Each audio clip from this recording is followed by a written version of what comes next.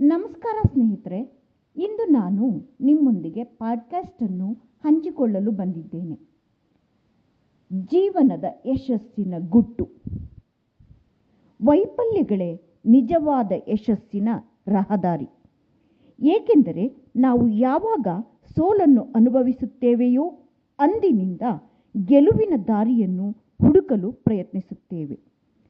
ನಾವು ಜೀವನದ ಇತಿಹಾಸದ ಪುಟಗಳನ್ನು, ಅದರಲ್ಲೂ ಯಶಸ್ವಿ ಮಹಾನ್ ವ್ಯಕ್ತಿಗಳ ಕಥೆಗಳನ್ನು ನೋಡಿದಾಗ ಅವರ ಯಶಸ್ಸಿನ ಹಿಂದೆ ಸೋಲಿನ ಕಥೆಯೂ ಇದೆ ಎಂಬುದು ತಿಳಿಯುತ್ತದೆ.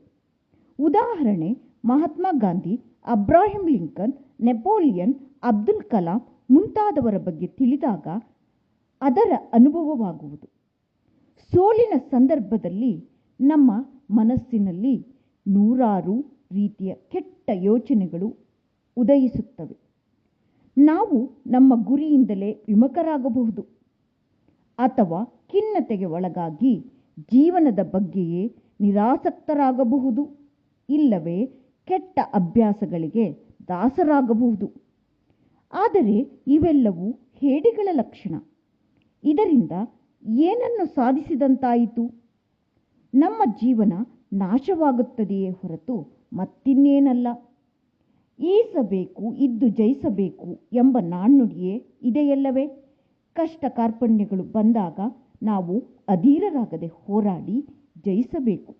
ನಮ್ಮ ಧ್ಯೇಯ ಸಕಾರಾತ್ಮಕವಾಗಿಯೂ ಇರಬೇಕು.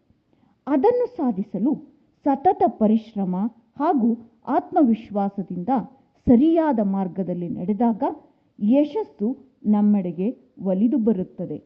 ಆಗ ಯಶಸ್ಸು ಕಟ್ಟಿಟ್ಟ ಬುತ್ತಿಯಾಗುತ್ತದೆ. ಇದು ನನ್ನದೊಂದು ಸಣ್ಣ ಪ್ರಯತ್ನ. ನಿಮ್ಮ ಅನಿಸಿಕೆ ಮತ್ತು ಅಭಿಪ್ರಾಯಗಳನ್ನು ಕಮೆಂಟ್ ಮಾಡಿ ತಿಳಿಸಿರಿ. ಹೀಗೆ ಕೇಳ್ತಾ ಇರಿ. ಮತ್ತೊಮ್ಮೆ ಭೇಟಿಯಾಗೋಣ.